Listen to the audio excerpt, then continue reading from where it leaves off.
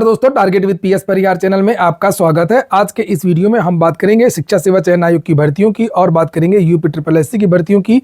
Last में हम लोग बात करेंगे रेलवे ग्रुप डी की भी। तो वीडियो को जल्दी से लाइक कर दें, शेयर कर दें और जिन छात्रों ने चैनल को अभी भी सब्सक्राइब न किया हो तो जल्दी से सब्सक्राइब कर लें ताकि आप लोगों को इसी प्रकार की ऑथेंटिक अपडेट से सबसे पहले मिलती रहे। चलिए शुरू करते हैं।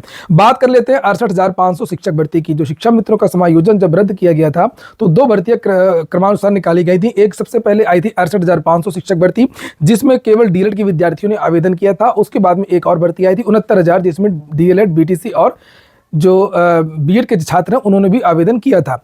तो 68,500 शिक्षक भर्ती में कट ऑफ को लेकर के विवाद हो गया था और जो भर्ती है वो 40-45 कट ऑफ पर पूरी हुई थी। 40-45 मिनिमम कट ऑफ रखा गया था सुपर टेट में, और जिसकी वजह से इसमें लगभग 27,000 जो सीटें हैं 27,000 जो सीटें हैं वो रिक्त रह गई थी। तो बहुत सारे जो विद्यार्थी हैं, खासतौर से शिक्षा मित्र इत्यादि, वो सुप्रीम कोर्ट गए थे और उनका ये कहना था कि 30-33 कट ऑफ किया जाए और जो रिक्त 27,000 सीटें हैं इनको भरा जाए। तो ये याचिका खारिज कर दी गई थी और ये कहा गया था कि 2 महीने के अंदर नई भर्ती किया जाए, और अगर भर्ती नहीं करनी है तो समाचार पत्रों के माध्यम से विज्ञप्ति जारी करे सरकार और बताए कि हम क्यों नहीं भर्ती निकाल रहे हैं। इसे आर्डर को फिर से रिव्यू याचिका डाली गई थी सुप्रीम कोर्ट में। ये आप देख सकते हैं, ये 734/2025 डिस्पोज कर दी गई है ये आज, और ये रिव्यू याचिका कुल मिलाकर के खारिज कर दी गई है। ये देखिए, और रिव्यू में बहुत कम याचिकाएं ऐसी होती हैं जिनको संज्ञान में लिया जाता है, कुछ बदलाव होता है। सुप्रीम कोर्ट एक बार जो डिसीजन दे देता है तो जल्दी उसमें बदलाव करता नहीं है, और वही आज भी देखने को मिला। और फिलहाल जो सुप्रीम कोर्ट का ऑर्डर था वो बरकरार है, यानी कि जो 27,000 जो पद हैं उस पर नई भर्ती प्राथमिक में की जाएगी। ये सुप्रीम कोर्ट का ऑर्डर है। सरकार कब करती है ये देखने वाली बात है। और जहां तक ये शिक्षा सेवा चयन आयोग में जब अधियाचन मंगाए जा रहे हैं तो अधियाचन जब यहाँ पर आएंगे इन रिक्त पदों के तो सरकार संज्ञान में लेगी, और ये भर्ती तो सरकार को करना ही करना है। शिक्षा मंत्री जी भले ही अनुपात समानुपात की बात करें, लेकिन मुझे लगता है, क्योंकि बहुत सारे विद्यार्थी ऐसा बातें पूछते रहते हैं अक्सर कि सर ये बताइए कि प्राथमिक भर्ती आएगी कि नहीं आएगी, तो ऐसा लगता है कि निश्चित तौर पर आप लोगों को इस साल के अंत में नई शिक्षक भर्ती का भी जो विज्ञापन है वो देखने को मिलेगा। अभी पदों के बारे में निश्चित तौर पर कुछ नहीं कहा जा सकता है, लेकिन ये तय है कि नई प्राथमिक शिक्षक भर्ती भी आपको देखने को मिल सकती है। अगली सूचना टीजीटी, पीजीटी और असिस्टेंट प्रोफेसर भर्ती की है। ये पत्र आप देख सकते हैं, ये पत्र है टीजीटी प्रतीक्षा सूची को लेकर के, और ये शिक्षा सेवा चयन आयोग की तरफ से भेजा गया है। पुरानी भर्ती का है। लिखा शिक्षा निदेशक माध्यमिक उत्तर प्रदेश, शिक्षा सामान्य द्वितीय अनुभाग प्रयागराज। तो जो टीजीटी 2016 में जो बालक वर्ग में कला सब्जेक्ट जो है उसकी प्रतीक्षा सूची को लेकर के ये पत्र भेजा गया है शिक्षा निदेशालय को। अब शिक्षा निदेशालय चूंकि प्रतीक्षा सूची की जो आगे की जो कार्रवाई है वो करता है, और इसके संबंध में ये पत्र आज जारी किया गया है। तो रिक्त पदों का जो विवरण वगैरह है वो शिक्षा सेवा चयन आयोग ने भेज दिया है। अब आगे की कार्रवाई जो प्रतीक्षा सूची की वो निदेशालय करेगा।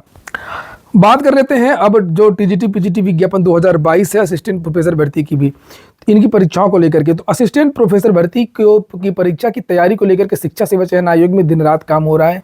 विशेषज्ञ बुलाए जा रहे हैं जो परीक्षा अच्छी तरीके से हो जाए, और आपकी जो परीक्षा है वो फरवरी के महीने में जो तारीखें घोषित की गई हैं शिक्षा सेवा चयन आयोग के द्वारा, उन्हीं तारीखों में ये परीक्षा होने जा रही है। इसमें कोई भी रुकावट नहीं है, कुछ भी संशय नहीं है।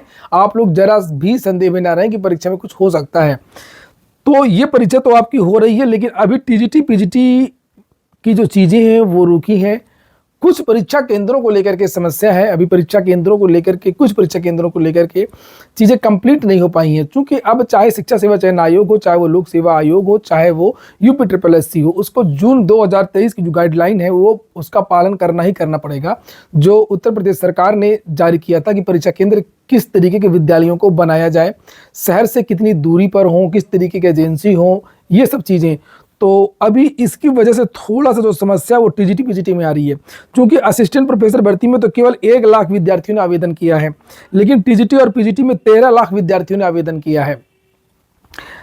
तो ये चीज़ें अभी थोड़ा सा समस्या हो रही है, और कह तो रहे कि हम अप्रैल में करा लेंगे, और थोड़ा सा इससे में व्यस्तता चल रही है असिस्टेंट प्रोफेसर भर्ती में। ये थोड़ा सा चीज़ें हो जाए उसके बाद में फिर इसमें लगेंगे, और लगातार रिमाइंडर भेजे जा रहे हैं परीक्षा केंद्रों को लेकर के। तो शायद यही कारण है कि अभी तक शिक्षा सेवा चयन आयोग ने official notice TGT PGT exam की जारी नहीं की है। जब तक परीक्षा केंद्रों की पूरी सूची नहीं आ जाती है शिक्षा सेवा चयन आयोग के पास, तब तक वो परीक्षा केंद्र की जो ऑफिशियल डेट है वो घोषित नहीं कर पा रहा, ना करेगा। और नई भर्तियों के अध्याचन को लेकर के एनआईसी को पत्र लिख दिया गया है पोर्टल में सुधार को लेकर के। एनआईसी की तरफ से ये कहा गया है कि हम लोग 29-30 जनवरी तक पोर्टल में जो आवश्यक संशोधन है अध्याचन का, जिसमें विद्यालयवार, जिलावार, पदवार जो रिक्तियां हैं वो आसानी से आ सकें, तो उसका जो संशोधन है वो हम इसी महीने कर देंगे। तो जब जनवरी में ये संशोधन हो जाएगा, जब हो जाएगा तो उसके बाद से जो आपके जो अध्याचन है वो आना शुरू हो जाएंगे। और जैसे मैंने बताया पहले कि माध्यमिक ने तो अपना काम पूरा कर लिया है, अब बचा है आपका प्राथमिक बेसिक वाला। तो बेसिक की तरफ से भी कुछ नहीं है, तो देखते हैं कि बेसिक वाला क्या होता है, कितना अध्याचन आता है।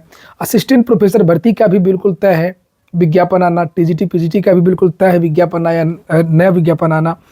और अब ये उम्मीद है कि अगर जनवरी में हो जाएगा तो फरवरी में आपका जो अध्याचन है वो आ जाएगा। और जैसे ही अध्याचन यहाँ पर आ जाएगा वैसे ही सभी को जानकारी मिल जाएगी कि कितने पदों का जो अध्याचन है वो यहाँ पर आया है और इसका जो नया विज्ञापन है वो कब तक जारी हो सकता है। तो अभी तो कुछ नहीं, जब तक ये परीक्षा केंद्रों की सूची नहीं आ जाती है तब तक कोई एग्जाम कैलेंडर जारी नहीं होगा। वहीं पर नई भर्ती का काम पोर्टल के बाद में है। अब अगर हम बात करें यूपी SSSC की लेखपाल और एएसओ को लेकर के, बहुत सारे जो विद्यार्थी कमेंट कर रहे हैं कि सर लेखपाल, एएसओ, लोअर वगैरह भर्ती आ क्यों नहीं रही है।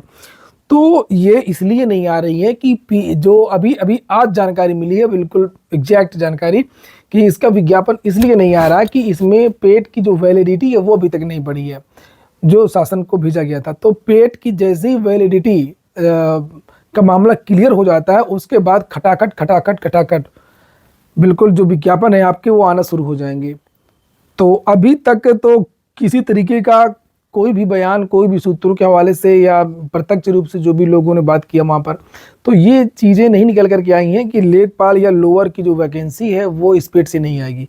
चूँकि इसमें डिले हो रहा है तो बहुत सारा संशय उत्पन्न हो रहा है कि क्या अगले पेट से आएगी। अभी आज ही बहुत सारे विद्यार्थियों ने मुझको फ़ोन किया कि सर क्या अगले पेट से आएगा क्या लेखपाल या लोअर, चूँकि फिर सारी भर्तियां तो निकल चुकी हैं, फिर अगले पेट में कौन सी भर्तियां देंगे, चूँकि कोई भर्तियां ही नहीं बचेंगी बड़ी भर्तियां।